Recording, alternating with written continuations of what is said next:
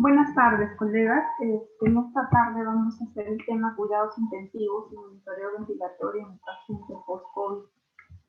En la imagen ustedes pueden observar, es un paciente portador de una traqueostomía que tiene un oclusor, un tapón oclusor.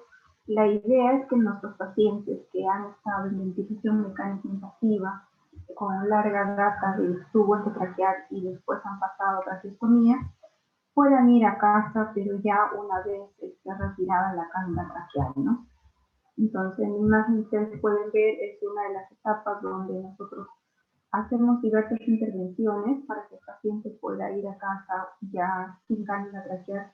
Eso es lo ideal, pero también se ha visto que tenemos que educar a la familia para que pueda, el paciente en realidad y a la familia, para que pueda ir con la cánula traqueal y puede hacer los cuidados en el hogar. Entonces, los cuidados intensivos, específicamente en el paciente post-COVID, se van a centrar en los cuidados respiratorios de la cánula traqueal como un paciente portador de traqueostomía y las complicaciones más se puede decir consecuentes que ha habido es la colocación de un drenaje plegal en esta tarde que vamos a desarrollar, ¿no? Y el monitoreo vamos a enfocar a los dos modos ventilatorios que son de destete en los pacientes críticos que están en la etapa post-COVID. Vamos a dar inicio entonces con esto. Al momento que ingresa un paciente en etapa aguda con el diagnóstico de COVID positivo, nosotros vamos a tener una monitorización de este tipo, ¿no? O sea, todos nuestros pacientes, tanto al inicio como hasta la etapa final, de que vayan a ir acá a intermedios, por ejemplo, o vayan a pasar a una sala de generales, van a tener siempre monitorizado lo que es la frecuencia cardíaca.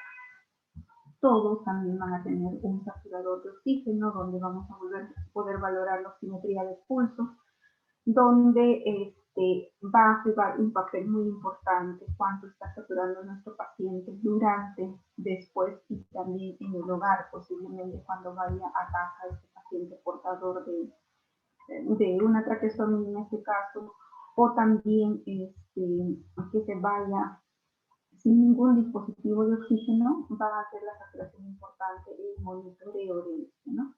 La presión arterial en etapa aguda vamos a tener una línea arterial en la mayoría de nuestros pacientes, pero más adelante simplemente vamos a controlar una presión arterial no invasiva con la manga de presión que habitualmente nosotros conocemos y, por ejemplo, la frecuencia respiratoria también va a ser uno de los principales signos vitales donde vamos a evaluar a nuestro paciente. Esto es un monitoreo, por ejemplo, en paciente COVID que ha ingresado recientemente, que está en toda la etapa infecciosa, donde también va a tener un catéter venoso central. Vamos a poder valorar la presión venosa central y también, si queremos ser más específicos, por ejemplo, evaluar lo que es el lado derecho y el lado izquierdo del corazón, vamos a tener un catéter Swan, donde nos va a dar una presión de arteria pulmonar. Entonces, este monitoreo va a variar en los pacientes COVID, solamente que no vamos a tener vías invasivas. Cuando vamos a tener una línea arterial, vamos a tener más adelante una presión arterial no invasiva con la manga que nosotros conocemos. Vamos a tener la frecuencia cardíaca a través del EKG, una saturación y la frecuencia respiratoria. Parte del monitoreo de nuestro paciente en unidad de cuidados intensivos, ¿no? Como ya les estaba comentando en cuanto a la parte respiratoria, nuestros pacientes, lo ideal es que estén en los dos modos de destete. Presión sin, volumen sin o modo SPA. Esos son los modos ventilatorios de destete, donde también vamos a hacer el monitoreo respiratorio específicamente. Vamos a verificar con cuánto de CO2 está este paciente, ¿no? Portador de traqueostomía, cuánto de frecuencia respiratoria está programada, en este caso está dando 7 respiraciones, cuánto de PIP está trabajando en este tipo de pacientes, si PIP va relacionado con cuánto de volumen vital está exhalando, presión control, presión de soporte, lo ideal es que esté así con valores muy bajitos como está en la imagen, y la sensibilidad es para permitir la respiración o el famoso disparo de flujo del paciente, ¿no? Por ejemplo, el modo ventilatorio presión 5 vamos a tener que casi entre 50 a 60% del trabajo lo va a hacer el paciente y el otro restante, entre 40 a 50%, lo va a hacer la máquina en su modo de ser. Eso es parte del monitoreo respiratorio de nuestro paciente en cuidados intensivos. Una vez que el paciente ha estado, como les comentaba, en larga estancia hospitalaria con un tubo endotraqueal, lo que vamos a tener en el monitoreo respiratorio es que el paciente va a ser portador de una traqueostomía. Va a estar igualmente conectado a ventilación mecánica, pero el dispositivo que va a ingresar a la vía aérea ya no va a ser el tubo endotraqueal, sino va a ser la traqueostomía, la cánula traqueal. A ver, un ratito, disculpen. Entonces, el paciente, como les comentaba, va a ser portador de una traqueostomía, donde normalmente va a estar conectada a ventilación mecánica, ¿no? Tenemos acá la imagen de la ventilación mecánica, el ventilador, ¿no? Que normalmente todos lo conocemos, va a tener su corrugado exhalatorio, su corrugado inhalatorio, va a unirse en una conexión en Y para ser colocado a través de un capnógrafo, por ejemplo, para poder medir el CO2 exhalado. Un condensador o humidificador puede o no usarse un corrugado y va a ir conectado a la vía aérea artificial, en este caso es una traqueostomía. Una de las principales actividades de intervenciones de enfermería es, por ejemplo, la posición del paciente, ¿no? Entonces, un paciente en ventilación mecánica debe estar en un ángulo de 30 a 45 grados para prevenir las microaspiraciones, para permitir la tolerancia en la dieta, ¿no? Esas son las funciones, por ejemplo, de la posición Fowler o semi-Fowler que debería tener la mayoría de nuestros pacientes. Entonces, la posición, una vez que hemos acomodado a nuestro paciente, vamos a hacer los cuidados correspondientes del paciente portador de traqueostomía. Dentro de ellos, nosotros vamos a considerar que si un paciente ha estado en ventilación mecánica de 12 a 16 días, más o menos, el siguiente paso es la colocación de una cánula traqueal. O sea, el paciente va a ser ya portador de traqueostomía para tratar de iniciar el destete de la ventilación mecánica y evitar complicaciones del tubo endotraqueal, ¿no? Por larga permanencia en la vía aérea. Recordemos que el tubo endotraqueal, por ejemplo, aumenta el espacio muerto, genera mayores infecciones a nivel de la vía oral, o sea, es un punto más de partida para que los microorganismos puedan ingresar a la vía respiratoria, generando neumonías, pueden producir lesiones por adhesivos, al momento de realizar la fijación del tubo endotraqueal. Entonces, tenemos menos complicaciones, tal vez, de lesiones de piel cuando tenemos un estoma traqueal. Entonces, una de las indicaciones es que nuestro paciente pase a ser colocado en una cánula traqueal, es porque está ya de 12 a 16 días con un tubo endotraqueal. Otra de las indicaciones es el manejo adecuado de secreciones. Para poder movilizar secreciones requerimos una vía aérea libre y permeable. Entonces, la traqueostomía nos va a permitir hacer que podamos movilizar las secreciones y aspirar toda la vía bronquial de forma eficaz. Otra de las indicaciones también del paciente portador de traqueostomía que haya una disfunción neurológica, ¿no? ¿Puedes ayudarnos, por favor, con el audio que se está filtrando? Por favor, ¿nos puedes ayudar con el audio que se está filtrando? Gracias. Entonces, tenemos la mayoría, por ejemplo, de pacientes que tienen larga estancia hospitalaria en la unidad de cuidados intensivos, que son post-COVID, han hecho algún tipo de disfunción neurológica. Pueden haber parálisis recurrente bilateral, enfermedades granulomatosas laríngeas, puede haber generado también un cuadro de parálisis generalizada, ¿no? Parecida a un Guillain-Barré, que ha causado daño o atrofia muscular. Entonces, este tipo de pacientes también van a estar con una traqueostomía y conectado a ventilación mecánica. Y por esa larga estancia hospitalaria van a requerir una cánula traqueal. La presencia de laringitis, epiglottitis, abscesos y otros como edemas a nivel de la vía aérea van a generar que tenga obligatoriamente una cánula tracheal en nuestro paciente y podamos hacer los cuidados específicos de esto, ¿no? Eso es normalmente la secuencia tal vez de la mayoría de los pacientes post-COVID que van a ir a una cánula de traqueostomía. ¿Cuáles son los objetivos cuando se coloca este dispositivo de vía aérea? Es mantener la vía aérea permeable, libre de secreciones y también humidificada, prevenir infecciones, mantener la piel circundante y del estómago limpio, y educar al paciente, como les decía, y a la familia en el manejo de la traqueostomía, porque hemos tenido algunos pacientes que han ido a casa con su cánula tracheal. ¿Cuáles son los beneficios en forma general de un paciente portador de traqueostomía? Disminuye la resistencia de la vía aérea o el espacio muerto, como ya les comentaba, o sea, es una cánula que mide normalmente 12 centímetros, va directamente a la vía tracheal, entonces ya no tiene todo el espacio muerto de un tubo endotraqueal.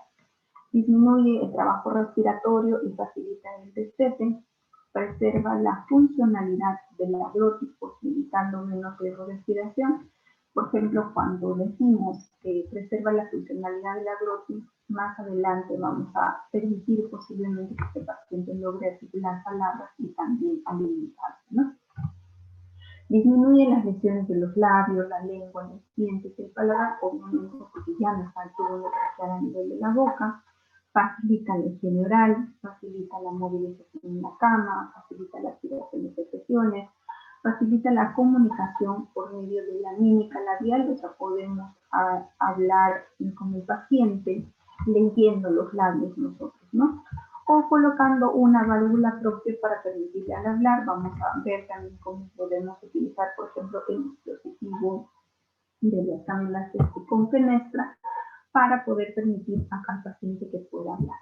Facilita la deglución o la alimentación oral, ¿no?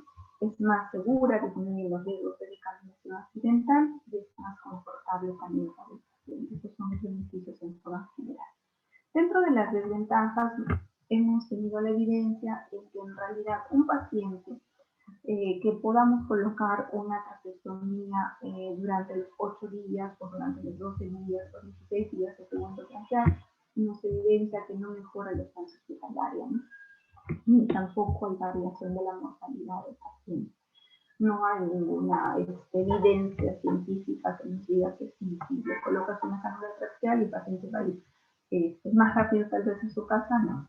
Tampoco va a disminuir el índice de mortalidad, tampoco tenemos evidencia de eso, ¿no? Esta es una tabla muy interesante porque cuando nos dicen que van a colocar una cánula tracheal, nosotros como enfermeros debemos saber que los pacientes mayores, por ejemplo, de 14 a 16 años, o sea, los adultos, van a utilizar una cánula número 7 para adelante. 7, 7.5, 8, 8.5 o 9, ¿no? Esas son las cánulas tracheales que se van a utilizar en los adultos. Una vez que se ha colocado la traqueostomía al pie de la cama del paciente, la mayoría de las traqueostomías que se han colocado en la unidad de cuidados intensivos en el área COVID, este ha sido por vía percutánea. La vía percutánea viene todo el kit preparado para que lo pueda colocar el médico intensivista esta cánula tracheal. ¿Y qué complicaciones hemos tenido de manera inmediata, ¿no? Puede haber al momento que ingresa la aguja a identificar la tráquea por la punción, se puede ingresar a la arteria y causar una hemorragia local, que no ha sido mínimo, ¿no? La localización, cuando es difícil, por ejemplo, puede haber hipertrofia de la glándula o vías falsas, que también ha sido mínimo. Por la misma función puede haber neumomediastino, neumotórax o hemotórax, o puede ocurrir también una parada cardiorrespiratoria y edema agudo regional. Estas tendrían que ser las complicaciones inmediatas. De la evidencia, hemos tenido una en 100, podríamos decir, más o menos el rango de una de ellas, estas complicaciones, ¿no?, que se presentan. Las complicaciones tardías podemos encontrar más adelante en sistema subcutáneo, infección del estómago, ¿no?, rebosamiento de secreciones, porque el estómago crece demasiado. podemos encontrar isquemia traqueal porque la larga estancia de la cánula traqueal en la vía respiratoria, o más adelante cuando se haga, por ejemplo, una broncofibro, podemos encontrar fístulas traqueoesofágicas. Estas serían las complicaciones arriba. También tenemos las complicaciones, por ejemplo, de disfonía o estética. Como los pacientes están en larga estancia con una cánula traqueal, pueden, una vez que han sido decanulados, como ustedes ven en la imagen, puede haber disfonía, ¿no? O sea, una voz ronca, con un tono de voz disminuido, y como va a quedar también un orificio a nivel del cuello, puede haber parte de la estética, pero también hay oclusores traqueales, también se puede cerrar por segunda intención, que es el estoma traqueal. Entonces hay complicaciones tardías que se pueden dar solución por la parte médica, ¿no? Es importante que nosotros conozcamos una cánula traqueal, ¿no? ¿Qué es una cánula de traqueostomía? Es un tubo más delgado de la tráquea que se introduce a través del estoma creado en la traqueotomía y sirve para evitar que ésta se cierre y permita la ventilación del paciente.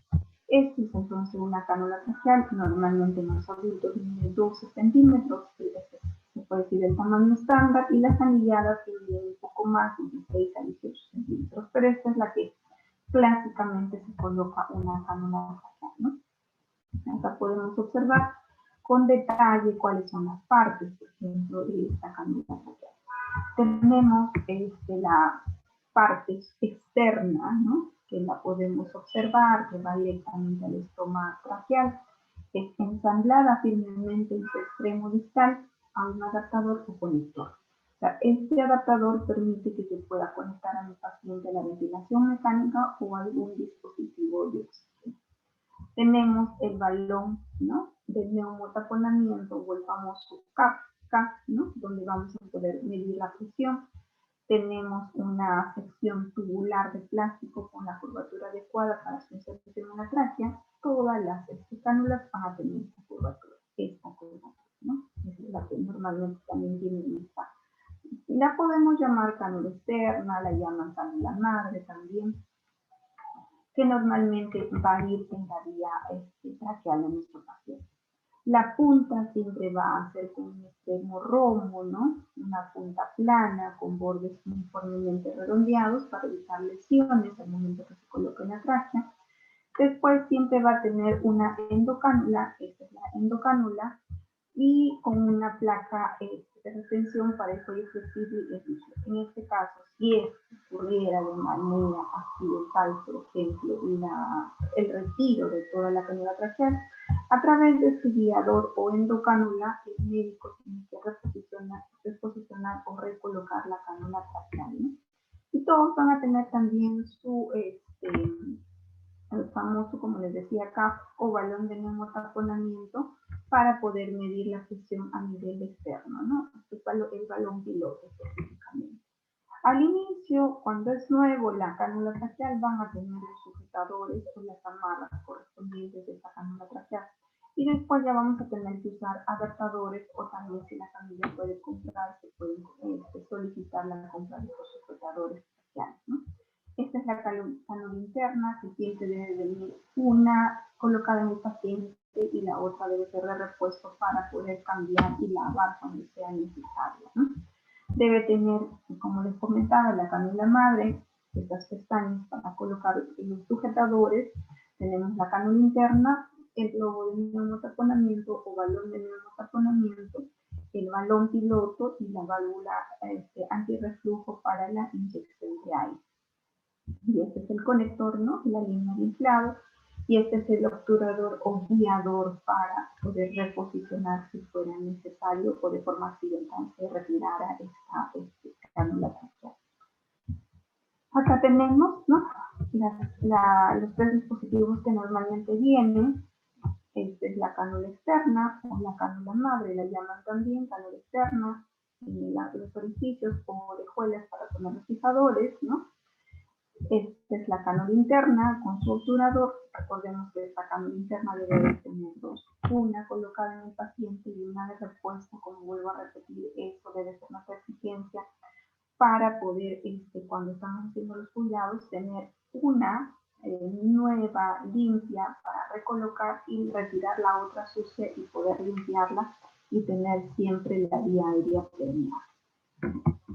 Entonces, cuando el paciente se coloca una cánula de traqueostomía, tratamos de que la función respiratoria se mantenga, ¿no?, en los niveles adecuados, o tratemos de recuperar la función respiratoria, que más adelante vamos a permitir la fonación de nuestro paciente, y también podemos tener la función deglutitoria al momento que se coloca una cánula traqueal y el paciente obviamente está en condiciones de iniciar lo que es la alimentación por vía oral.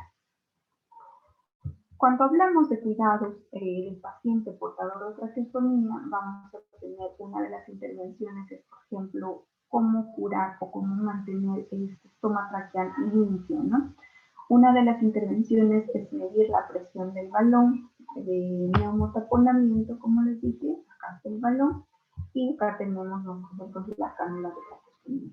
Esto, por ejemplo, es un conector que viene con una sonda de aspiración subglótica, se coloca una jeringa, aspiramos y, como pueden observar, salen las secreciones que se acumulan a nivel subglótico en nuestros pacientes. Entonces, para realizar la curación, nosotros vamos a necesitar gasas, ¿no?, las gasas estériles, guantes estériles, sujetadores o mesas de gasa o las tiras especiales para fijar la tráquea, suero fisiológico, tanto un frasco abierto como ven en la imagen y otro también para irrigar, para limpiar, y la cánula de repuesto que les comentaba, ya limpia y separada para recolocar. Esta es la cánula limpia y separada que ya está para recolocar. Vamos a ver que tenemos que sacar la sucia y recolocamos ya la limpia, ¿no? Este es nuestro campito que normalmente preparamos, nuestros guantes estériles, las gasas estériles y las mechas o gasas traqueales para poder utilizar al momento de la fijación. Vamos a tener que retirar con simplemente manoplas o guantes de procedimiento todo el material sucio, ¿no? La tira sucia, las gasas sucias, retiramos todo el material. Una vez que hemos retirado, eliminamos todo, tanto las manoplas como todo el material sucio, y nos vamos a calzar los guantes estériles y vamos a tratar de manejar siempre la mano más dominante como nuestra mano estéril para poder utilizar al preparar nosotros nuestros propios equipos, ¿no? En este caso yo me he calzado con la mano derecha y con la mano izquierda. Antes de poner el siguiente guante, he humedecido mis gasas con suero fisiológico para poder limpiar el estómago. Entonces la limpieza del estómago va a ser bordeando el estómago traqueal, retiramos las gasas y colocamos como si fuera una salinita y limpiamos los bordes del estómago. Una vez limpiado, se hace el secado, también igualmente estirando la gasa, una gasa seca se estira y se bordea como si fuera una chalinita. Cuando nosotros decimos que es una chalina, imagínense su cuellito y se están colocando una chalina, igualmente esta es la misma técnica que se van a utilizar para hacer la limpieza del estómago. Una vez seco y limpio el estómago, vamos a colocar la posición de las gasas, como ven, así estiradas. No se debe colocar las gasas dobladas porque crece el estómago traqueal, la cánula se va saliendo más para la parte externa y posiblemente más adelante vamos a tener rebosamiento de secreciones y va a ser necesario cambiar esta cánula, ¿no? Si colocaron una cánula 7, más adelante va a ser necesario colocar una cánula 8 porque nosotros mismos no hemos cuidado este estómago traqueal. Entonces lo ideal es que esté con estas gasas así estiradas, más no dobladas. Una vez que se ha hecho la limpieza del estómago, vamos a tener que retirar, como les dije, la cánula interna sucia y vamos a colocar esta cánula interna limpia. Acá, como pueden observar, se retiró la cánula interna sucia y se coloca lo que es la cánula interna limpia, ¿no? En este caso ahorita está todavía en imagen con la sucia. Miren cómo hemos encontrado la cánula interna, ¿no? La cánula interna está totalmente sucia, llena de secreciones y bien cerrada. ¿Qué hacemos con esta? Una vez que ya hemos colocado la cánula interna limpia, el paciente normal, le volvemos a colocar a ventilación mecánica y lo que hacemos es ingresar una gasa humedecida por la parte interna de esta cánula, como ven, observan acá, de la parte interna hacia la parte externa se ingresa la gasa y se empieza a sacar todas las secreciones por barrido. Pueden observar que va saliendo todas las secreciones, se va limpiando la cánula interna y tratamos de sacar nuevamente, pues, tanto con una primera gasa como con una segunda gasa la limpieza de esta cánula interna. Pero miren, a pesar que hemos hecho la limpieza, o sea, ya no hay secreción prácticamente en la cánula, pero sí hay en el cuellito, ¿no? En el cuello de esta cánula interna. Lo que hacemos es remojar. Lo he hecho remojar, ha salido la secreción, por eso les digo, es importante tener un frasco de cloruro pequeño de 100 o de 250 cortado, con el cloruro contenido para hacer remojar la cánula. Una vez que has hecho remojar la cánula, sale la secreción.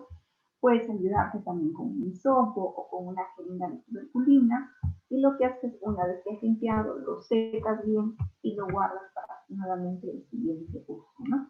Esta es la protección del estómago. Como pueden observar, está con las tiras de gasa o mesas de gasa fijadas, tanto para el lado derecho como para el lado izquierdo, las gasas estiradas, y ahí tenemos también la zona de aspiración subglótica que ha sido aspirada con las secreciones que hemos encontrado, ¿no? Eso es lo ideal que debemos de tener. Existen ya en el mercado, ya venden apósitos especiales de diversas marcas, ¿no? Donde cuando el estómago está limpio, cuando no hay ninguna secreción ni verdosa, ni amarilla, ni marrón, y el estómago está totalmente limpio, estos apósitos hidrocoloides nos van a ayudar bastante a contener la humedad y van a prevenir las infecciones. O sea, se coloca, es parecido al Duodec, pero es un poco más grueso, tiene una esponja más gruesa para que pueda absorber la humedad y prevenir las infecciones. Entonces se coloca este apósito especial, hay de diversos tipos, como le digo, de diversas marcas, y se coloca en esa posición que ustedes pueden observar y nos ayuda bastante. Esto se cambia solo cuando ven que ya está mojado, ¿no? Cuando sea necesario. Dura a veces hasta 3, 5 días, hasta 7 días puede durar en algunos casos, cuando tiene un buen nivel de absorción estos apósitos especiales. Entonces, cuando hacemos la protección del estómago, lo podemos hacer a través de estos apósitos especiales o simplemente de la carne. Una de las intervenciones también en estos pacientes portadores de traqueostomía es la higiene oral, ¿no? Es importante tener en consideración lo que es el cuidado oral de nuestro paciente. O sea, no solamente debemos de hacer la protección del estómago o la curación del estómago, sino que dentro del cuidado de la vía aérea del paciente crítico es también la higiene oral.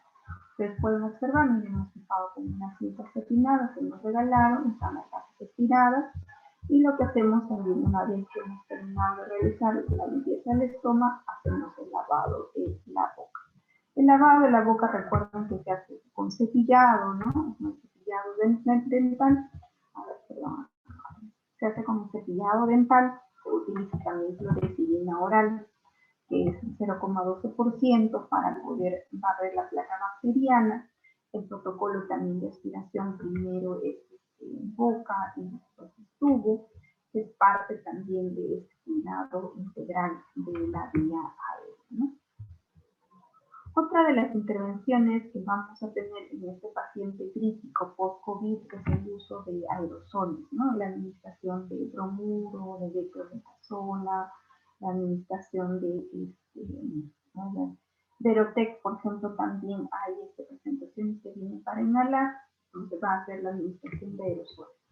Los aerosoles, por ejemplo, son un tratamiento para administrar la medicación por vía inhalatoria a través de un equipo llamado, por ejemplo, nebulizador. En este caso, los nebulizadores convierten la medicación en pequeñas partículas cuando un vapor fino que permite que se transporten fácilmente por el aire y al inhalar se lleguen eficazmente a los pulmones. Dentro de la aerosoloterapia está nebulización y la administración de inhaladores que lo vamos a ver. Cuando hablamos de nebulización en un paciente post-COVID, quiere decir que ya está pasado los entre 20 a 30 días de esta etapa crítica que ha estado hospitalizado el paciente. O sea, recordemos que el proceso infeccioso lo consideran hasta 21 o 25 días más o menos, entonces en esa etapa no se nebuliza. Pasado estos días, el paciente ya sale del área COVID y pasa a un área post-COVID, como les comentaba, vamos a tener tal vez la oportunidad de nebulizar a nuestro paciente y la nebulización solo es indicada cuando se utiliza suero fisiológico y algún tipo de medicamento y con el apoyo del oxígeno, ¿no? Esa es la función de un nebulizador. Cuando hablamos, por ejemplo, de nebulizador, ¿no? ¿Qué estamos utilizando como medicamentos, por ejemplo, para nebulizar? ¿No?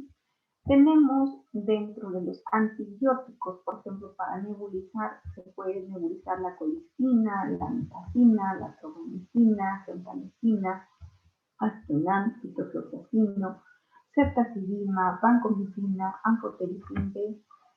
Todos estos medicamentos, miren, pueden ser nebulizados, inclusive hay una tabla de dosis que se puede utilizar en este tipo de pacientes para poder nebulizar. Y cuando hablamos, por ejemplo, de los inhaladores, ¿no? Tenemos salbutamol, bromuro de ipatropio, tenemos fenoterol más bromuro de ipatropio y salbutamol más bromuro de ipatropio. También se pueden utilizar si existe, si hay, por ejemplo, salbutamol, si hay la presentación para nebulizar. Bromuro de ipatropio no lo he visto, pero fenoterol sí también tiene la presentación para nebulizar. Se puede utilizar entonces dentro de la aerosoloterapia, tenemos la aplicación de los inhaladores y también la nebulización, que es también parte del tratamiento del paciente post-COVID. Dentro de las medidas generales, por ejemplo, del cuidado de la vía aérea en general, nosotros tenemos el estándar o la norma que dice de neumonía cero, ¿no? Que debemos de utilizar lo que es las medidas básicas de cumplimiento obligatorio y las medidas específicamente altamente recomendadas. Dentro de las básicas tenemos que nuestro personal debe estar entrenado, en el caso de ustedes que están participando en esta capacitación.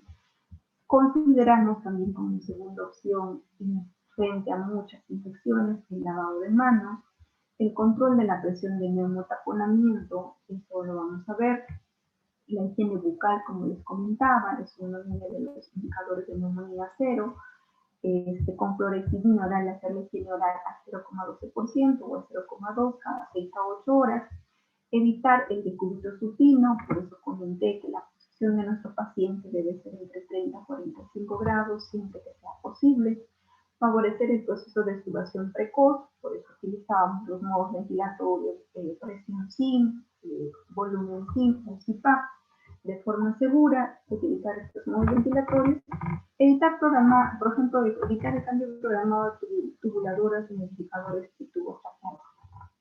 Cuando revisamos, por ejemplo, las normas de la CDC, la que es la Institución Americana de Control de Infecciones, nos dice que no debemos de cambiar cada 24 horas, por ejemplo, el circuito cerrado, ni tampoco cada 24 horas los condensadores o modificadores del ventilador mecánico, sino cuando sea necesario. O sea, si vemos que está realmente totalmente mojado el condensador o el humidificador, se debe cambiar. Si ya no está en buenas condiciones la zona del circuito cerrado, ahí recién se debe cambiar. Ya no debemos hacerlo por rutina cada 24 horas por la indicación que tenemos de evidencia, ¿no? Y dentro de las medidas, por ejemplo, altamente recomendadas, es la descontaminación selectiva del tubo digestivo.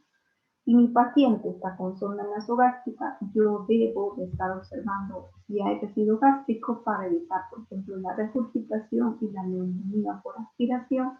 Debo aspirar secreciones subglóticas, que hemos visto también que hay cánulas faciales que tienen la conexión para aspirar secreciones subglóticas y dar antibióticos sistémicos durante la intubación en pacientes con nivel de conciencia, lo que es difícil, ¿no?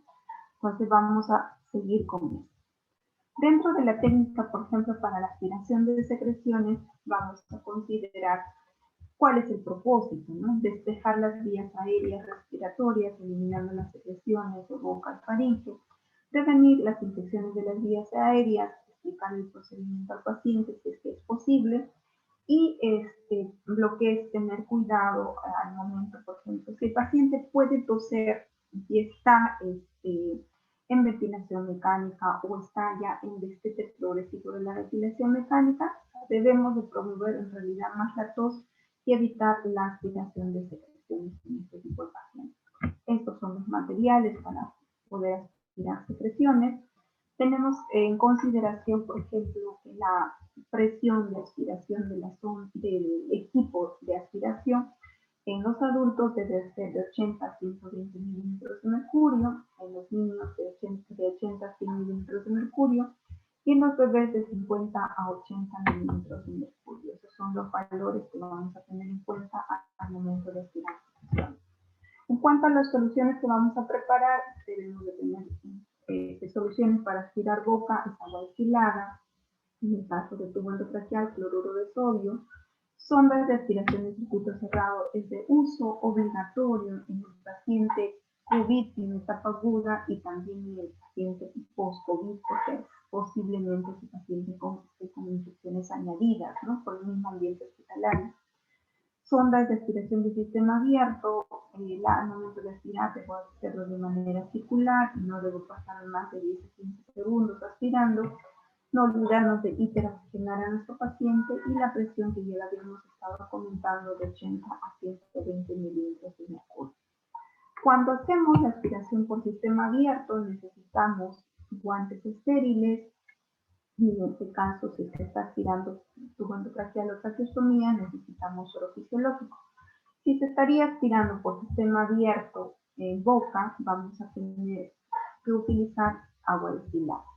Si es sistema cerrado, necesitamos simplemente guantes de procedimiento o las famosas manoplas y enjuagar con suero fisiológico lo que es la sonda de circuito cerrado.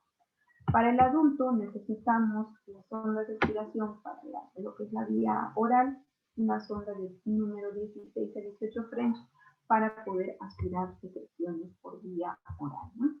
Normalmente ingresamos de 10 a 15 centímetros para aspirar la boca, se aspira solamente las secreciones a nivel subglóticas, no necesitamos ingresar más, una sonda de aspiración de sistema abierto mide 40 centímetros. Así es que ingresemos solamente de 10 a 15 centímetros como máximo para aspirar las secreciones que están por encima del balón de neumotaponamiento o aspirar las secreciones subglóticas en este tipo de pacientes portadores de traqueostomía, ¿no? Este es el protocolo, aspirar solo cuando sea necesario, no de manera rutinaria, mantener menos accesorios o menos dispositivos, por ejemplo, al momento que nosotros vamos a utilizar al paciente que está con ventilación mecánica, ¿no? Tenemos menos accesorios. Circuito cerrado, ya les decía, si es necesario este corrugado o este condensador se coloca. La mayoría de los médicos, por ejemplo, no quieren que coloquemos lo que es el corrugado porque aumenta el espacio muerto, genera la elevación del CO2, entonces se puede obviar este corrugado que ustedes ven en la imagen, ¿no? Tenemos el condensador o humidificador, como yo les decía, este solamente se va a cambiar cuando sea necesario o cuando esté mojado, como se ve en la imagen, si necesita cambiar. Un camnógrafo que es importante para medir los niveles de CO2 en nuestro paciente crítico. Perdón. Como les comentaba, y este paciente está con PIB todavía alto y es paciente COVID, es necesario utilizar el sistema de aspiración de circuito cerrado. Hiperoxigenar al paciente, disculpe. Una vez que hemos hiperoxigenado al paciente, debemos aspirar primero boca. Igualmente el protocolo nos dice, primero aspiremos boca con guantes estériles y luego aspiramos traqueostomía específicamente con sonda de circuito cerrado. Cuando hablamos de aspirar, por ejemplo, por sistema circuito cerrado, en este caso estamos viendo sistema abierto, pero vamos a imaginar que este es un sistema de circuito cerrado. Una sonda de circuito cerrado mide 50 centímetros. Ya les comentaba que la cánula traqueal mide solo 12 centímetros. Entonces nosotros necesitamos, como ya viene milimetrado la sonda de circuito cerrado, debemos ingresar solamente 12 centímetros para tener lo que es la cánula traqueal libre de secreciones. Yo no debo ingresar más, ¿no?, de lo que dice la teoría. O sea, si dice, por ejemplo, una cánula traqueal mide 12 centímetros, yo puedo ingresar hasta 1 centímetro más, o sea, 3. Más no puedo ingresar más porque voy a empezar a aspirar sangre, que quiere decir que estoy sacando lesionando la mucosa traqueal, y por ese motivo empiezo a aspirar sangre. Hay que tener bastante cuidado al momento que aspiramos. Vuelvo a repetir, cuando estamos trabajando con sistemas de circuito cerrado, se tiene que trabajar al momento que aspiramos con la medida que tiene este sonda de circuito, y solo ingresamos 12 a 13 centímetros como máximo. Ya no ingresemos más para evitar las lesiones de la mucosa traqueal. Otra de las intervenciones es medir la presión de neumotaponamiento, o el famoso CAP, ¿no? Vamos a medir cuánto de CAP tiene esta cánula traqueal. Todas las cánulas traqueales de uso convencional van a tener su balón de neumotaponamiento y van a tener lo que es su balón piloto. Nosotros debemos de medir, ¿no? Siempre en la parte inferior va a tener, por ejemplo, el conector para poder medir. Cuando decimos medir, por ejemplo, el balón de neumotaponamiento, vamos a darnos cuenta que tiene este globito o balón, este específicamente. Y este más largo, ya les dije, es la sonda de aspiración subglótica. Cuando medimos nosotros, vamos a considerar que la presión, por ejemplo, de este balón o de este CAF va a ser entre 23 a 25 milímetros de mercurio. Ya las indicaciones de neumonía cero nos decía que debemos hacerlo cada 6 a 8 horas. Debemos observar también de manera minuciosa el patrón respiratorio en busca de disconfort respiratorio. Fisiológicamente tenemos que el sistema linfático va a pasar entre 15 a 20 milímetros de mercurio. El sistema venoso va a pasar de 20 a 25 milímetros de mercurio. Y el lecho arterial pasa entre 25 a 30 milímetros de mercurio. Por ese motivo, la presión del balón de neumotaponamiento debe estar en 23 a 25. No muy bajo, ni tampoco más de 25, para tratar de fijar, evitar, por ejemplo, que las secreciones fluyan a la vía aérea. Y también, por ejemplo, el paciente, si el caso está desinflado, va a lograr hablar, se le va a lograr escuchar la articulación de palabras. Entonces vamos a obtener beneficios de la medición, como también beneficios en cuanto si está muy inflado o poco inflado este balón de neumotaponamiento. Ya existen en el mercado los medidores de presión, pero si no lo tenemos, lo podemos armar. Es un manómetro de un tensiómetro, es el mismo Nodex, se coloca una llave de triple vía y se coloca una jeringa para poder medir ya sea la presión de este tubo traqueal o la presión de una cánula traqueal. En los dos es válido y es la misma presión en ambos. Como pueden observar, por ejemplo, este manómetro es el comercial, que ya viene graduado hasta 60 centímetros de agua, en este caso, ¿no?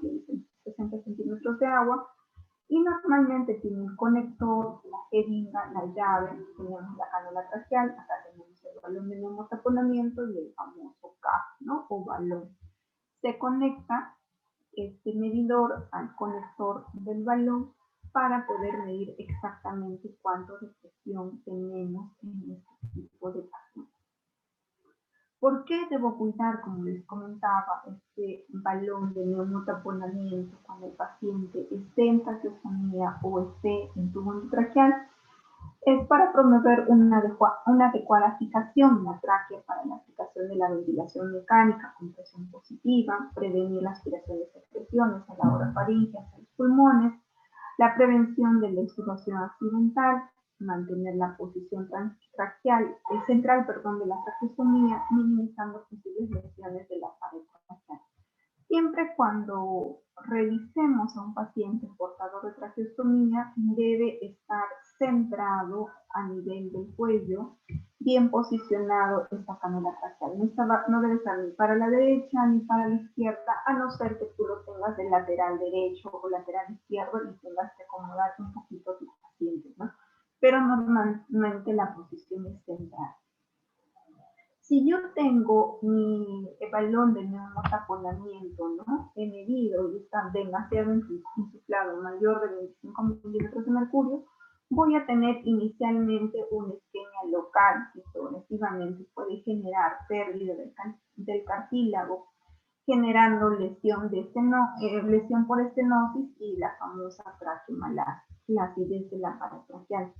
Si está todo lo contrario, poco insuflado, las secreciones van a pasar a la vía respiratoria y va a causar neumonías, va a perjudicar la ventilación mecánica, vamos a tener, como les comentaba, una disminución del volumen corriente, el volumen tidal, vamos a tener una respiración ruidosa también, si se ha roto el balón de neumotaponamiento.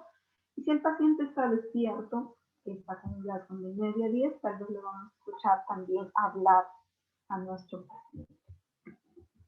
Les comentaba la importancia de la higiene oral, ¿no? Cuán esencial es el lavado de la boca de nuestros pacientes. Lo ideal es que esté con la imagen, la inferior, ¿no? Que no esté con la boca así seca como la encontramos, sino que esté con una boquita hidratada a nuestro paciente portador de traqueostomía.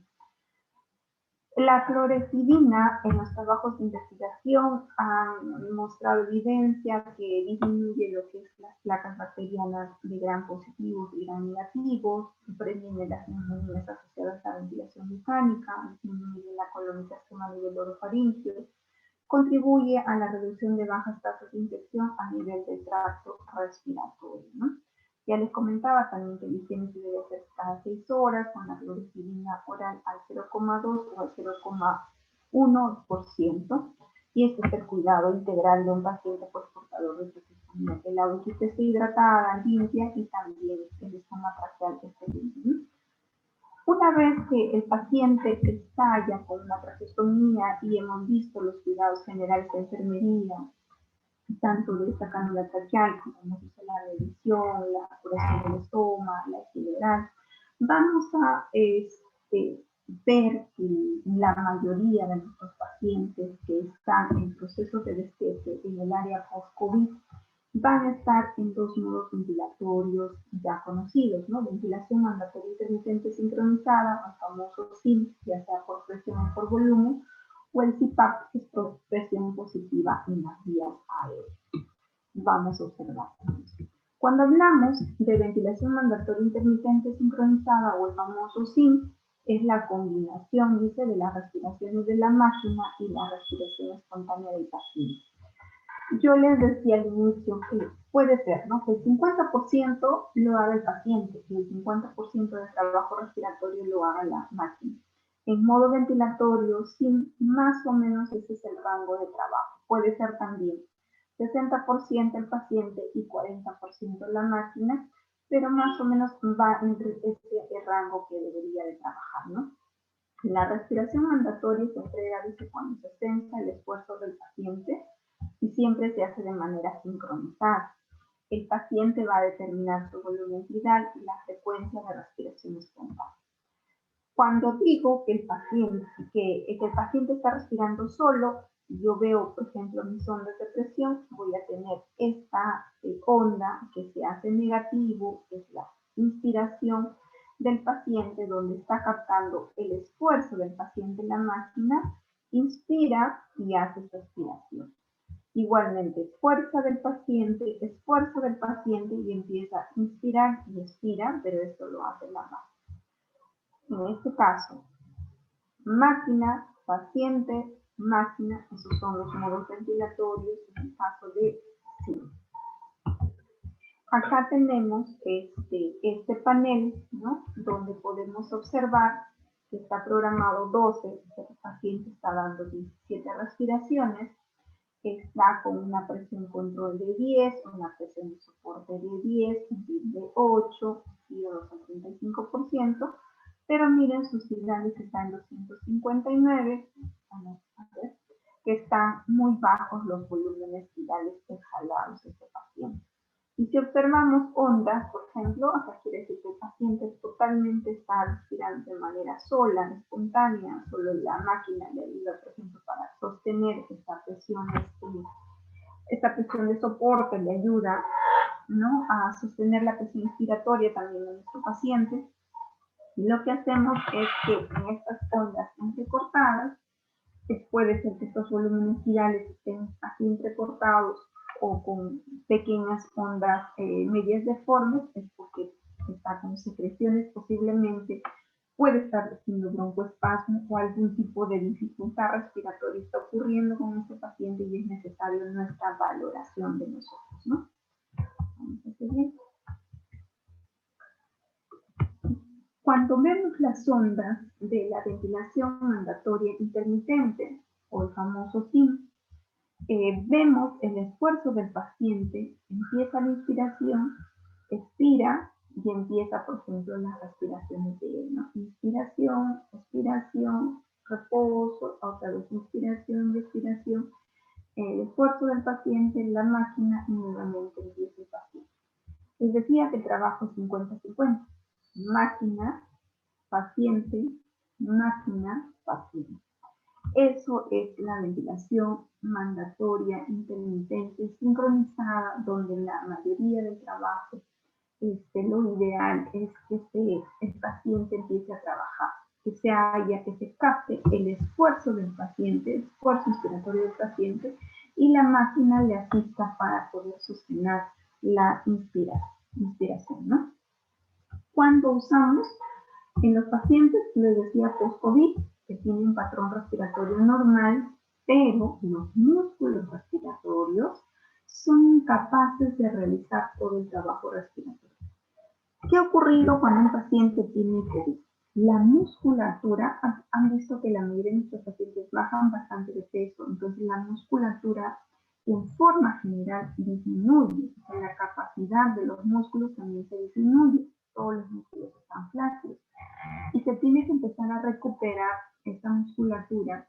Y una de las formas de ayudar a recuperar este trabajo respiratorio muscular es con este modo ventilatorio sincronizado, ¿no? También se usa en situaciones que permitan que el paciente establezca su propia frecuencia respiratoria para mantener una PCO2 normal. Necesidad de retirar al paciente del ventilador mecánico es un modo de destete que ya les había comentado. También causa menos riesgo de atrofia de los músculos respiratorios por mayor uso de la musculatura. Como su trabajo va a ser 50-50, ¿no? 50 el paciente, 50 la máquina, y en el momento, por ejemplo, que no logras hacer tu inspiración, la máquina te va a ayudar, pero te está ayudando también, como dice, a prevenir la atrofia de los músculos respiratorios. Por eso es tal vez el modo ventilatorio de elección para el destete en este tipo de pacientes. Como todo este tratamiento, o como toda técnica que vayamos a utilizar, tiene sus ventajas y desventajas. Dentro de las ventajas tenemos que puede hacer buena interacción paciente-ventilador, ¿no? Menos efectos cardiovasculares adversos, o sea, no te va a generar hipotensión o hipertensión o taquicardia de manera brusca.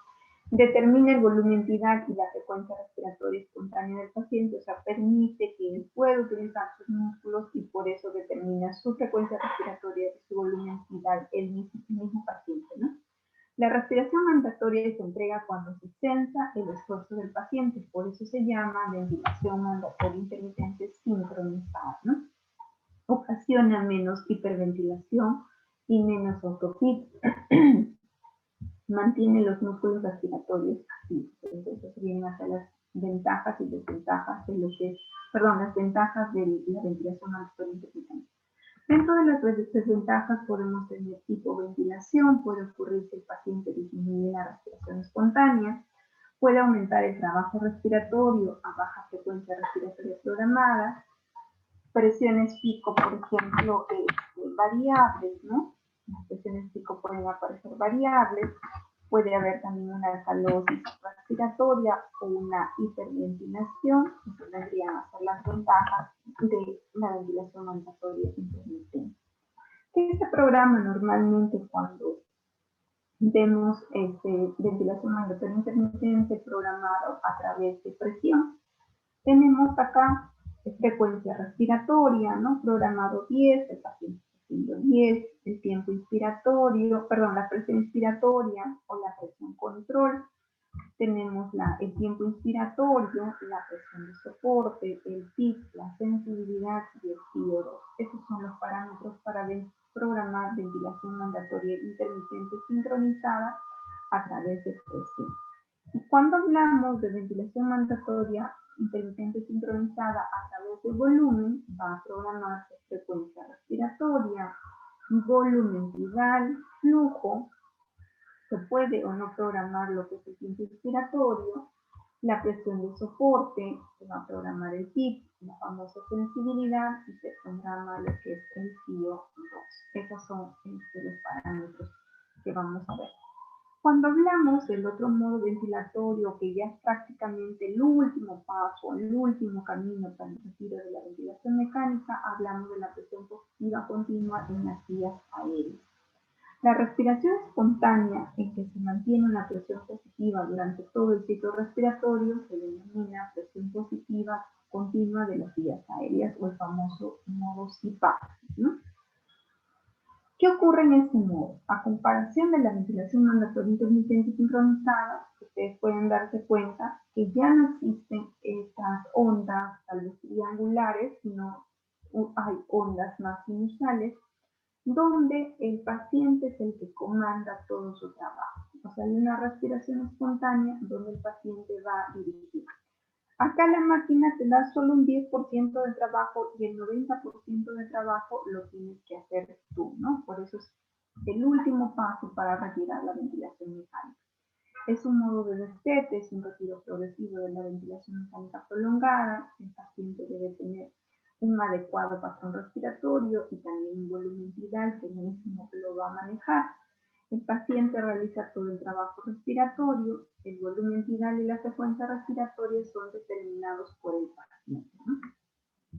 Y ven en la imagen que ya son ondas sinusales, ya no son ondas triangulares, el trabajo, como les dije, lo hace el paciente. Ventajas: disminuye las atelectasias, mantiene y promueve la fuerza muscular, el paciente realiza prácticamente todo el trabajo, es un modo de destete. Y las desventajas que se puede causar disminución del gasto cardíaco, aumento de la presión intracraneal y vasotrauma pulmonar.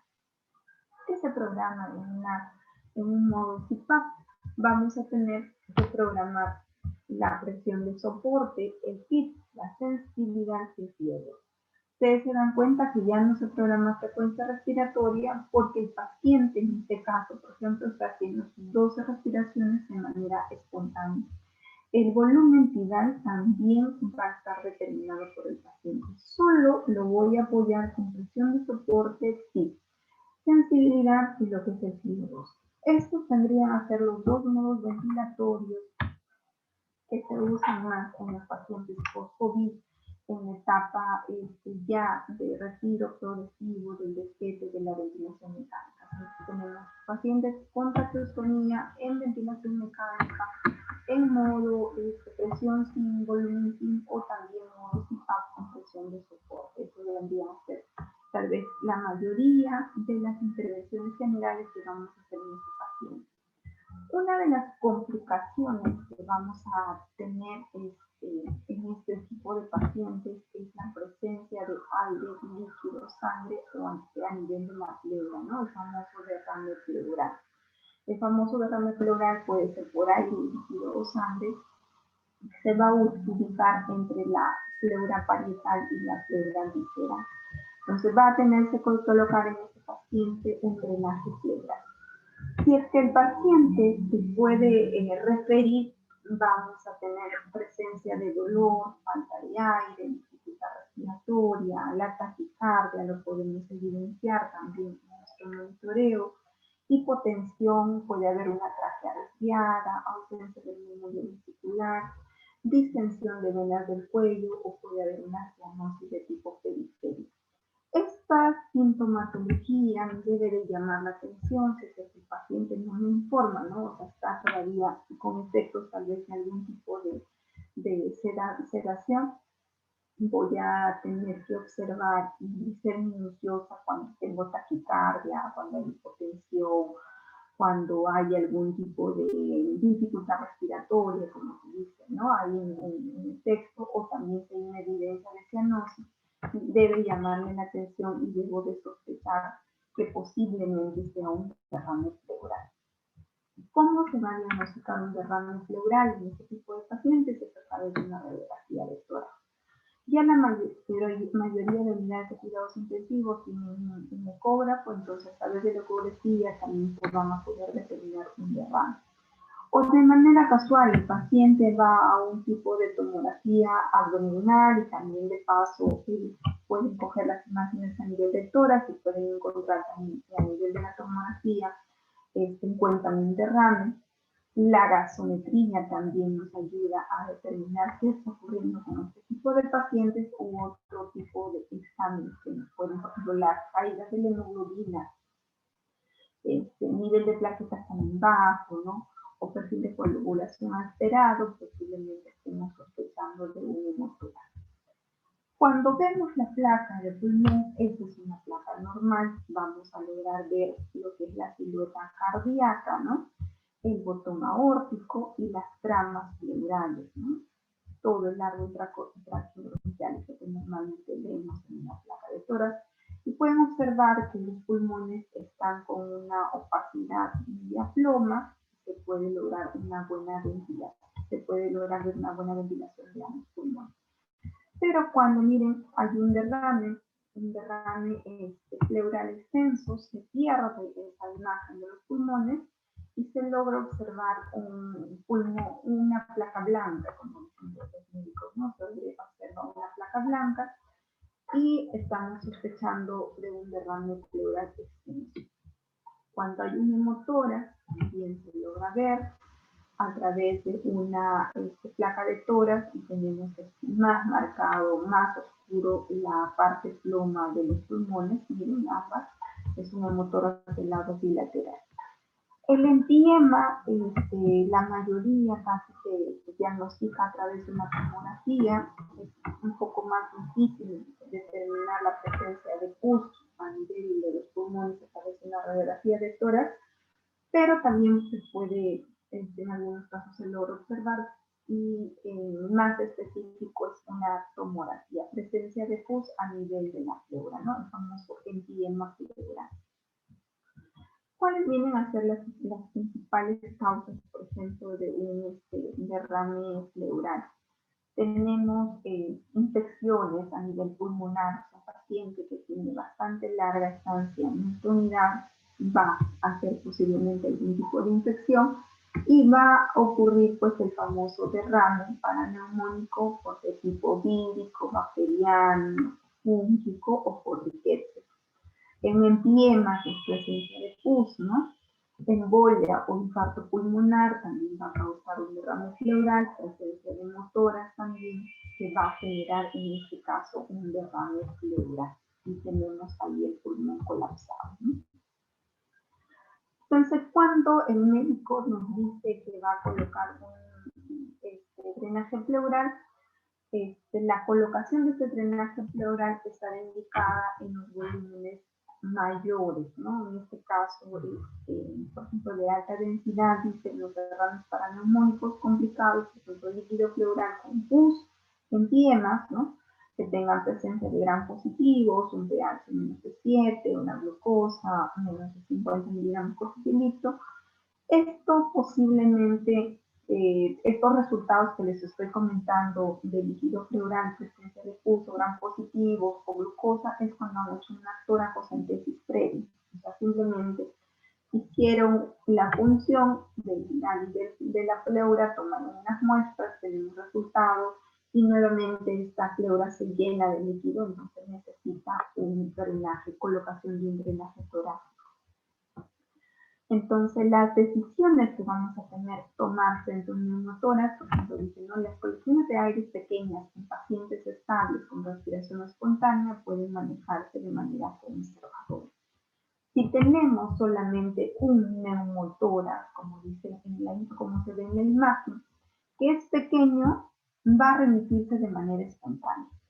Pero si los neumotórax en pacientes sometidos a ventilación mecánica con presión positiva o con un volumen superior al 20% del volumen torácico total y que están sintomáticos o atención, deben ser evacuados para la necesaria colocación de un tubo de drenaje. Si este neumotórax lesiona más del 20% de este pulmón, sabemos que realmente este pulmón está colapsado, requiere que el médico le coloque un drenaje pleural. Una vez que está determinado la colocación de este drenaje pleural, tenemos, por ejemplo, un protocolo de colocación de drenaje, ¿no? Indicación del drenaje, evaluación de los riesgos, o sea, presencia de coágulos, presencia de bulas, metastasis pulmonares. El paciente debe firmar un consentimiento informado, eso es lo ideal, ¿no? Utilizar la premedicación, preparar el material, posicionar y localizar, lo hace el médico, hacer el procedimiento con asepsia y anestesia, colocación de drenaje y la parte de cuidados de enfermería de este drenaje pleural. Entonces, ¿en qué casos está indicado el drenaje torácico? El drenaje torácico está indicado, ya les decía, cuando hay presencia de aire, líquido o sangre. Vamos a tener entonces un neumotórax aire, un derrame pleural, el mismo líquido va a salirse del nivel de la pleura, un empiema, presencia de pus, podemos tener también un neumotórax, sangre a nivel de la pleura, y vamos a encontrar prácticamente un derrame evidente a nivel de la pleura parietal y la pleura visceral del pulmón, ¿no? Entonces, ¿qué es un drenaje torácico? Como ustedes pueden ver en la imagen, es la colocación de un tubo de drenaje entre la pleura parietal y entre la pleura visceral. Es la colocación de una sonda en el espacio pleural para evacuar ya sea aire, líquido o sangre. La lesión produce un colapso pulmonar de grado variable con repercusión clínica en función de la reserva ventilatoria previa del paciente y el grado de colapso, ¿no? Es lo que normalmente existe cuando antes de colocar un tubo de drenaje y un colapso pulmonar, y una vez que está colocado el drenaje, la idea es que mejore esta reserva pulmonar, ¿no? ¿Dónde se coloca? Ya les comentaba que se coloca entre la pleura parietal y la pleura visceral. Nosotros acá tenemos esta pequeña capa, que es la pleura visceral, y esta capa externa, que es la pleura parietal, donde el médico va a tener que colocar el tubo de drenaje. La pleura que rodea, dice el pulmón, consta de dos hojas, que es la parietal y la visceral. Entre ellas existe un espacio virtual y ahí es donde se va a colocar el drenaje. Dice, cuando entre estas dos hojas se acumula aire, o sea, hay un neumotórax, cuando se acumula líquido, un derrame pleural, o cuando hay ambos, puede haber también hidroneumotórax, se interfiere la respiración, o sea, la fisiología respiratoria normal de nuestro paciente.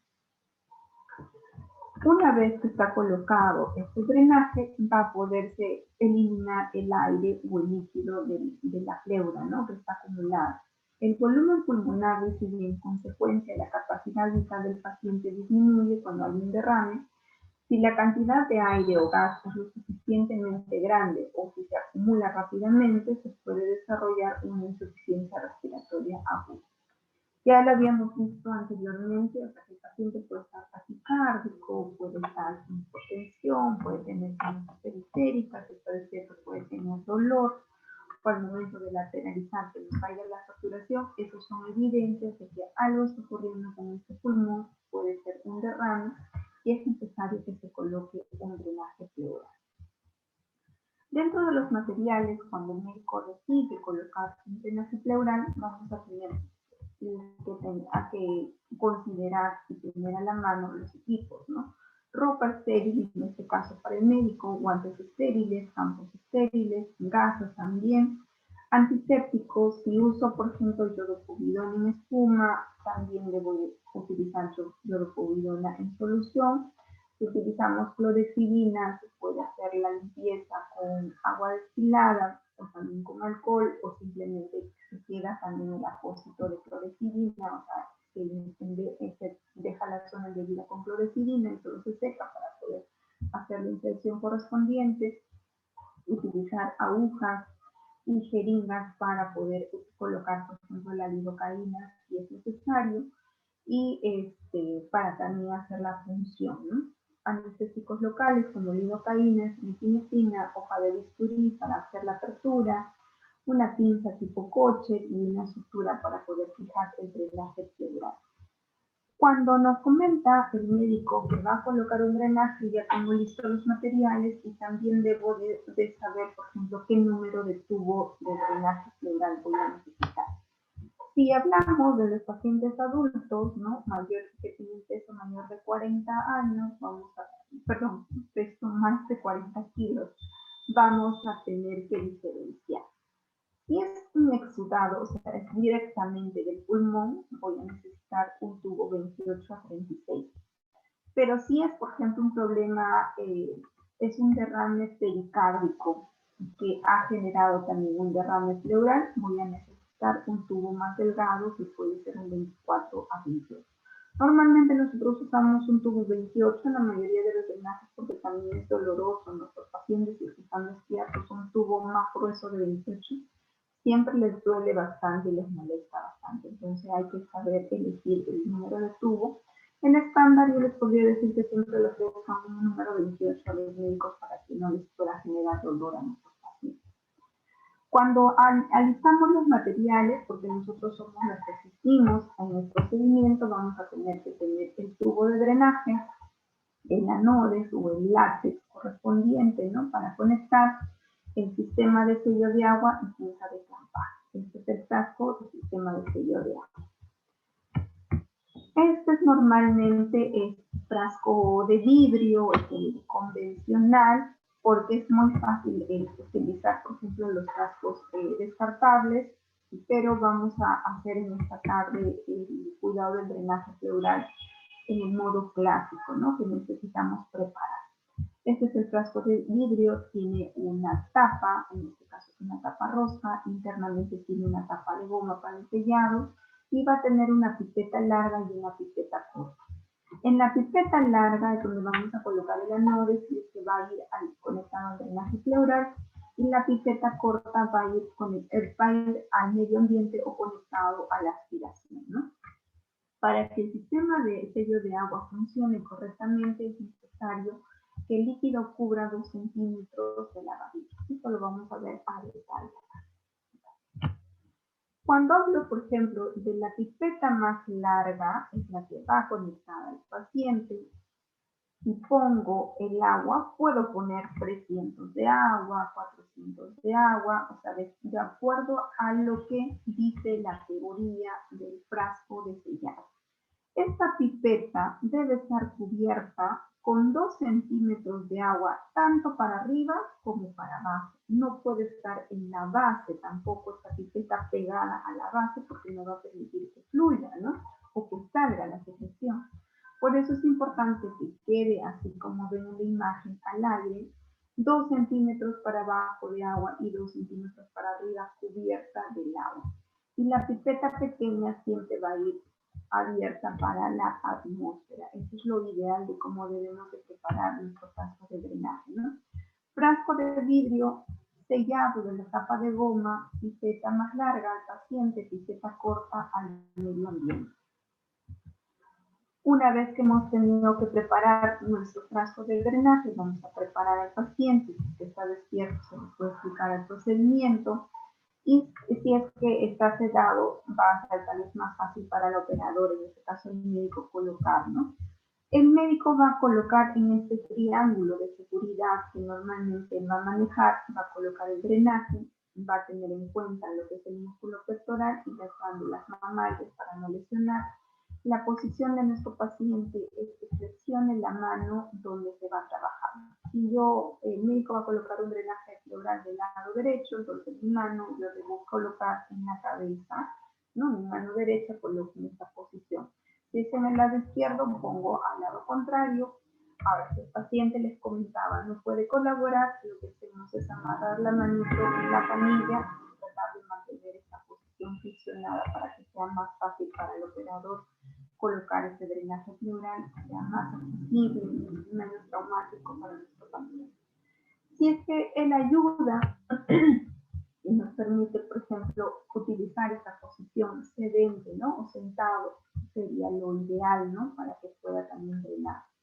Normalmente el drenaje lo va a colocar entre el tercer espacio intercostal, ¿no? De donde está trabajando, o tal vez considerar la línea media axilar, ¿no? La línea media axilar de donde va a colocar, en este caso es izquierdo, y va a colocar en el casi sexto espacio intercostal del lado que está trabajando o donde hay el derrame pleural. Hace la punción, el médico coloca la anestesia, ¿no? Una vez ubicado el derrame, va a tener que hacer la pequeña apertura, coloca la pinza, ubica con su dedo y hace la inserción del drenaje. Se posiciona, como les comentaba, entre la pleura visceral y la pleura parietal y ahí se va a quedar el drenaje torácico. Es importante que nosotros hagamos la fijación de ese drenaje torácico, coloquemos las gasas protectoras en la zona de inserción y sellemos bien esta parte de nuestro drenaje. Igualmente sea el sello entre el drenaje y el anodes o el conector que esté bien sellado para evitar algún tipo de accidente. Evitemos accidentes sellando de esta forma nuestro drenaje. En este caso se está utilizando un apósito transparente que es necesario cambiarlo solo cuando vean que esté manchado. Ya existen en el mercado apósitos transparentes, apósitos hidrocoloides, entonces es esencial que logremos colocar estos apósitos que tenemos a la mano para evitar las lesiones por adhesivos en nuestros pacientes, ¿no?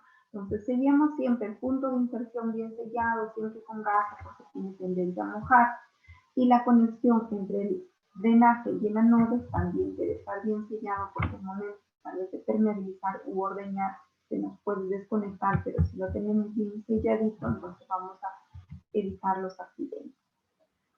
¿Cómo me doy cuenta si este drenaje torácico está funcionando bien, ¿no? Cuando nosotros preparamos el frasco de drenaje, anteriormente a estos frascos de drenaje los han llamado frascos de torácicos cerrados con bullaú, se llama, ¿no?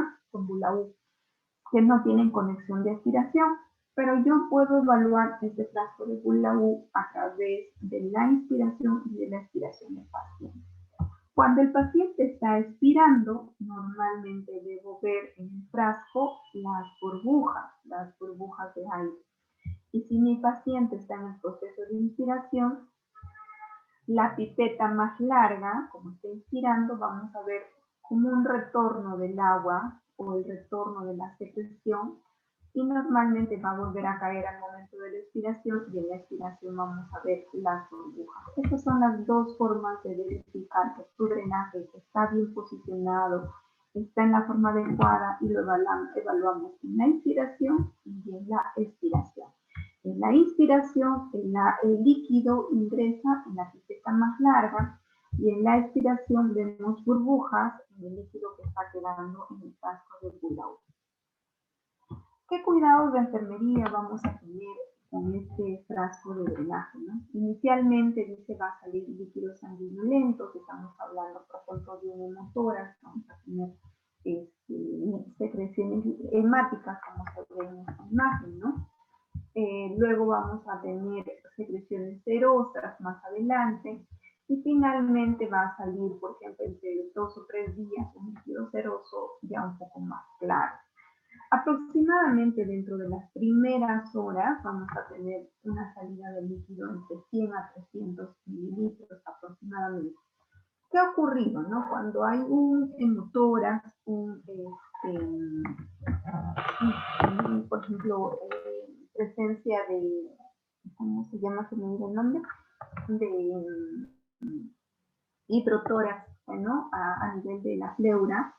La primera inserción puede venir, por ejemplo, 500 de líquido. Hemos tenido hasta un poco más que ha venido, ¿no? Pero en las primeras horas, el médico normalmente evacúa hasta un máximo de 1000, o sea, 1 litro como máximo debemos evacuar.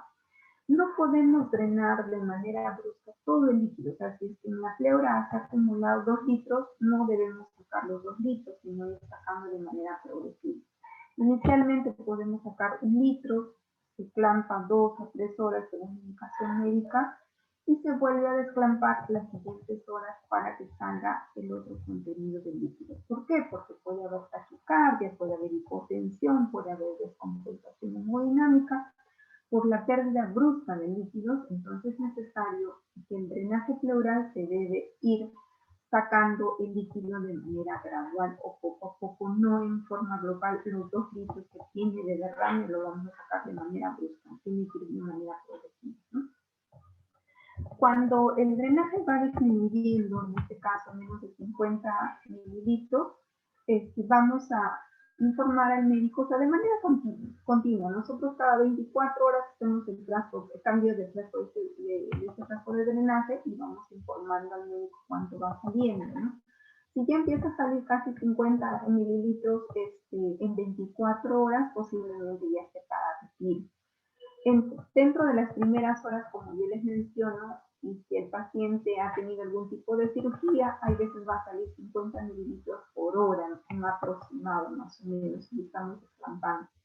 Dice, si hay coágulos, hay que ordeñar los tubos para facilitar la permeabilidad. Por ejemplo, este paciente vino con este frasco de drenaje con 300 de nivel de agua, y miren, en las 2 horas, 1, 2, 3, 400 centímetros de secreción hemática, ¿no? Tenía conectado a succión continua. Si ustedes pueden observar que esta es la conexión para aspiración y expulsión continua, que normalmente manejamos entre 30 a 40 milímetros de mercurio, solamente la succión de aspiración, porque es peligrosa tener un poco más, puede colapsar nuestras pleuras. Entonces hay que considerar una presión mínima entre 30 a 40 mililitros de mercurio. Y siempre se hace el rotulado, ¿no? Tanto el rotulado horizontal, perdón, vertical como horizontal de este frasco de drenaje o frasco de Bullaud. Entonces, el drenaje cuando se coloca a succión continua o aspiración continua, como ya les comenté, es entre 30 a 40 milímetros de mercurio y siempre va a ir, miren, en la pipeta más corta o en la pipeta que corresponde al medio ambiente. Ahí es donde se va a colocar la succión. Porque la otra conexión está conectada a nuestro paciente y lo ideal es que nosotros estemos observando cómo va este tipo de drenaje. O sea, no debe salir un rojo rutilante, más bien debe ir aclarando. Como dice la literatura, debe ir a un líquido cero hemático. Ya no tan hemático, sino debe tornarse seroso a medida que van pasando las horas, ¿no? Otra de las intervenciones, así como es el control del drenaje, es cuidar la piel, ¿no? Por ejemplo, la imagen que ustedes ven es un drenaje percutáneo pleural, pero si logran observar toda la piel circundante se nos ha lesionado, que está en un proceso de cicatrización, y este dren, por ejemplo, es colocado en paciente post-COVID que tiene tromboembolia pulmonar, que ha hecho trombosis periférica y tiene un empiema, ¿no? Tiene un empiema que es de difícil acceso, que no se le va a poder hacer cirugía, y a través de este drenaje logramos sacar un poco de pus prácticamente de esta pleura del lado derecho, ¿no? Es importante, como les mencionaba, la limpieza o la curación de esta zona de inserción. Miren, a pesar que este drenaje tiene 2 o 3 meses, si no me equivoco, está bien filado, o sea, no tenemos flogosis en la punta de inserción. Siempre lo hemos estado limpiando con suero fisiológico. Debemos observar si hay edema, exudado, palpar para descartar si hay enfisema, ocultar si hay presencia de crépitos o signos de infección. Es importante estar evaluando para informar al médico, ¿no? O tal vez reposición Entonces la piel, se puede utilizar los protectores de piel que existen en el mercado, también como les dije, se puede utilizar los apósitos hidrocoloides para poder evitar las lesiones de piel y evitar lo que ustedes pueden observar, ¿no? Acá, por ejemplo, si es una lesión, acá también, acá tiene una lesión costrosa, hemos estado utilizando algunos hidrocoloides con nuestros pacientes. Entonces es importante la curación de este drenaje. Debemos observar también de manera continua la cantidad y las características del líquido que normalmente sale, ¿no? de este drenaje, ¿no? Ya les decía, si es un empiema, debo tener secreción purulenta. Esta secreción purulenta tal vez es amarilla, es verde, es marrón, entonces estas características se deben informar y también debe estar registrado en nuestras notas intermedias. Es importante, dice, observar la cantidad y características del líquido drenado, marcando en la cámara de recogida el nivel y la hora de medición. Ustedes ven acá en la técnica anterior en este drenaje, miren, tenemos el nivel, esto es un frasco pleural, un drenaje pleural, tiene 300 de suero fisiológico, y hemos ido marcando por horas, ¿no? Cuánto ha estado saliendo la secreción, está marcada por horas. Eso es lo que nos menciona en esta indicación de los cuidados. Debemos registrar en la gráfica de constantes vitales del paciente o en la hoja de monitoreo, ¿no? Cuánto está saliendo de esta secreción y valorar también, como les dije, las características de este drenaje e informar al médico, ¿no? Porque si está saliendo una secreción purulenta y este paciente no ha tenido un cultivo previo, se debería hacer un cultivo. Si se asocia a esta secreción purulenta, a fiebre, el paciente también debería ser evaluado para que pueda definir el médico qué tratamiento debe seguir nuestro paciente. Durante la vigilancia diaria se debe valorar la presencia de enfisema subcutáneo que debe ser comunicado al médico. Si es que el drenaje pleural de alguna forma se ha movido, se ha desplazado, ¿no? Podemos tener tal vez algún tipo de enfisema. O al momento de la punción también se puede haber lesionado la parte de la pleura visceral. Vamos a tener también enfisema y es importante estar informando, ¿no? Evitar lo que es tracciones, acodamientos o la movilización del paciente o en los traslados, ¿no? Este frasco, por ejemplo, normalmente nosotros lo ponemos en una cajita, que ustedes lo han visto anteriormente. Todos nuestros frascos tienen una cajita de madera. Vamos a ver.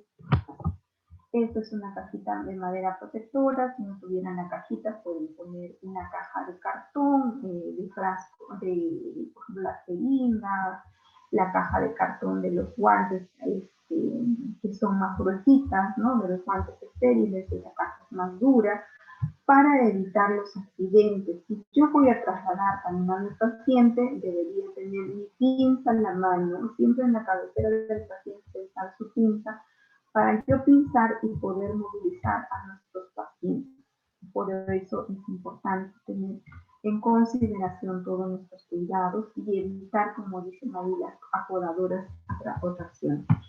Siempre debemos permeabilizar ese drenaje, ¿no? Atenderse a las necesidades de aseo, tanto movilización y confort del paciente, evitando que el catéter se salga, se acode o que el drenaje torácico se eleve por encima del tórax. Si ustedes logran ver esta imagen, el paciente está en su cama, el drenaje está puesto en una mesa, pero el drenaje está pinzado. Para yo tener en esta posición a mi paciente prácticamente en el mismo nivel del paciente y el mismo nivel del frasco de drenaje, tengo que pinzarlo. Porque si lo tengo sin pinza, posiblemente vaya a causarle más colapso pulmonar. Tener a la mano, como les comenté, una pinza o clamp por si se produce algún tipo de desconexión. ¿Qué complicaciones vamos a tener de un drenaje torácico? Vamos a tener un síncope vasovagal, puede ocurrir, o sea, al momento que le está colocando, el paciente puede descomponerse, puede desmayarse, puede tener hipotensión, bradicardia, ¿no? Bajada de temperaturas, el síncope vasovagal por el mismo procedimiento. Por eso es importante, como les comentaba, que no debemos sacar, si hay 2.000 o 1.500 de volumen, no sacar todo el volumen de manera brusca, sino de manera gradual. Otros estilan sacar solo 500, pinzan, después de 2 horas otra vez sacamos unos 300, se vuelve a pinzar 2 horas y nuevamente en la tercera ya se saca todo el líquido completamente, ¿no? No se saca de manera brusca. En el momento del procedimiento también podemos tener neumotoras, o sea, puede tener paciente motoras y se complica con neumotoras, o puede tener motoras y se complica con una neumotoras, también podemos tener.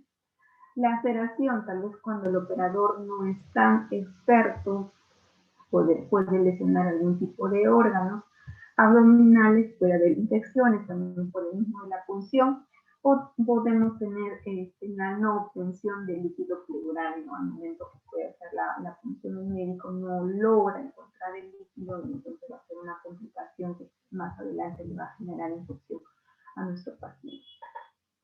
Una vez que se ha remitido lo que es el drenaje, el neumotórax, el hidrotórax, el hemotórax, vamos a tener el proceso de retirada del drenaje torácico. En este caso, dice, el tubo torácico se retira cuando el pulmón está expandido, o sea, se controla con la placa de tórax, y ya tenemos la expansión, como podemos observar en la imagen, o sea, ambos pulmones están ventilando, y la fuga de aire cesa durante 24 a 48 horas en el caso del neumotórax, o cuando drena menos de 50 mililitros en 24 horas, en el caso de los derrames pleurales, ya el médico va a decidir el retiro del drenaje torácico. O sea, quiere decir, si tenemos un neumotórax, los pulmones en la placa de tórax vemos que ya están expandidos, entonces se puede retirar el drenaje torácico.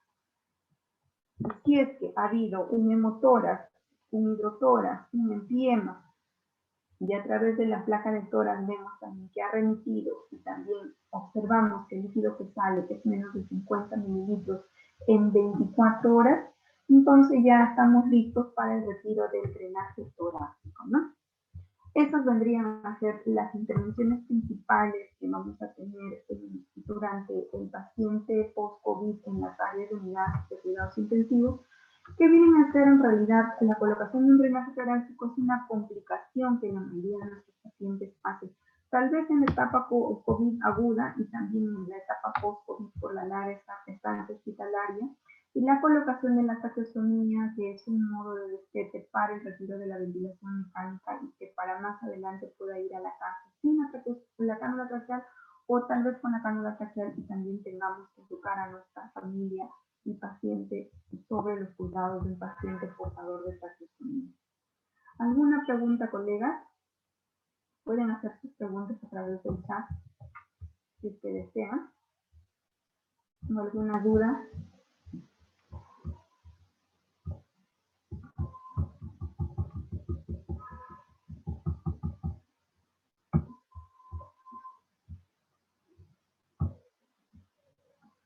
¿Alguna pregunta, colegas?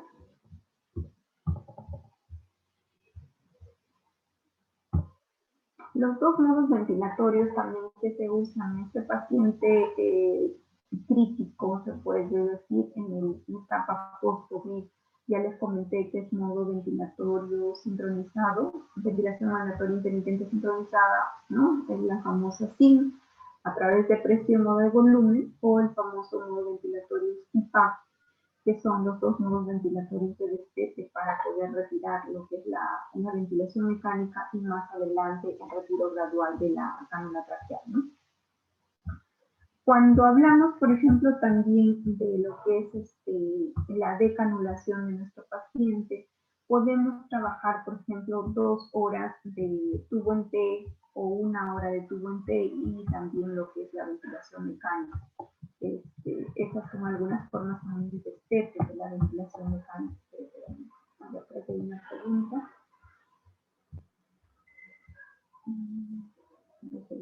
Vamos a ver la pregunta. ¿Cuánto tiempo puede permanecer entubado y con ventilación mecánica? Con tubo endotraqueal, la teoría nos dice entre 7 a 10 días, pero nuestro paciente de COVID, ustedes se han dado cuenta, les comenté que estamos en un rango casi de 12 a 16 días con tubo endotraqueal, ¿no? Está con tubo endotraqueal. Está con tubo endotraqueal en un rango más o menos de 12 a 16 días, es lo que lo tenemos con tubo. Es como si le damos un poco de chance a tal vez se le pueda retirar más adelante la ventilación mecánica. La teoría nos dice hasta 10 días como máximo con tubo endotraqueal. Y en la evidencia tenemos 12 a 16 días al paciente con tubo endotraqueal. Y de ahí debe ir a colocación de traqueostomía, ¿no? Y la traqueostomía puede estar 3 meses, 4 meses. Mire, ya han pasado, a ver, marzo, abril, mayo, junio, han pasado 15 meses de esta pandemia y tenemos pacientes en ventilación mecánica con traqueostomía casi un año, ¿no? O sea, son pacientes post-COVID que han hecho falla respiratoria, han hecho fibrosis pulmonar, que tienen complicaciones también de parálisis muscular y prácticamente están con traqueostomía. Esta cánula traqueal se cambia cada 3 meses más o menos aproximadamente porque es el tiempo de vida de acuerdo al material que nosotros tenemos, ¿no? Esta pregunta debería ser esa la respuesta, perdón, a la pregunta que me hace. Es un rango de más o menos 3 meses con la cánula traqueal y lo que es el tubo endotraqueal tenemos un rango de 12 a 16 días como máximo, ¿no? ¿Alguna otra pregunta?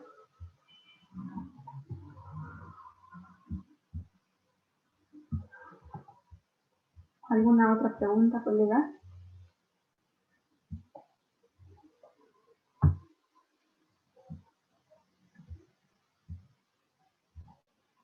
Bueno, no habiendo preguntas, le doy gracias por su participación, le felicito porque siempre están... perdón, acá hay una más. Tipo de posición que se utiliza para los pacientes entubados.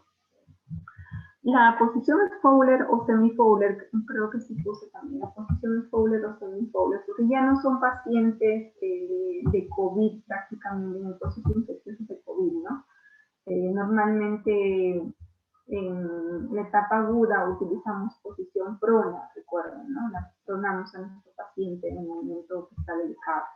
Pero cuando el paciente ya está en larga data de ventilación mecánica con una traqueostomía, el ángulo de posición es entre 30 y 45 grados, podemos utilizar posición Fowler o semi-Fowler. Ahora, si no tiene ninguna contraindicación, podemos ponerle de lateral derecho o lateral izquierdo, ¿no? Si es que tuviera drenaje, por ejemplo, drenaje pleural, hay que esperar que remita o mejore, supongamos que tiene derrame del pleural del lado derecho y yo no puedo presionar este lado que está lesionado, pero sí puedo colocarle de lateral izquierdo donde va a ventilar mejor mi pulmoncito derecho que tiene el derrame, ¿no? Sí se puede poner lateral derecho, lateral izquierdo, posición Fowler, posición semi-Fowler, si no tiene ninguna contraindicación. Inclusive nosotros, si el paciente está despierto, ya lo sentamos en el sillón con ventilación mecánica, lo sentamos en un sillón y con su cánula traqueal y su ventilación mecánica, ¿no? Y algunos que ya han recuperado un poco más de fuerza, inclusive pueden caminar, dar algunos pasitos con su ventilador, ¿no? Es parte del destete de la recuperación de nuestro paciente. ¿Alguna otra pregunta?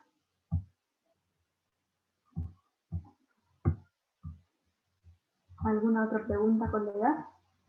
A ver, creo que hay una pregunta más.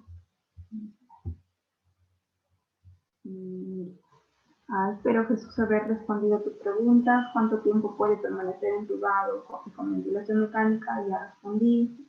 La teoría dice 10 días, la evidencia de 12 a 16 días, y de ahí se pasa a traqueostomía. ¿Qué tipo de posición se utiliza en los pacientes entubados? La que tolere. Semi-Fowler, Fowler, lateral derecho, lateral izquierdo, si podemos sentarlo en el sillón sería lo ideal, si puede darle unos pasitos con ventilación mecánica también sería lo ideal. ¿Alguna otra pregunta, colegas?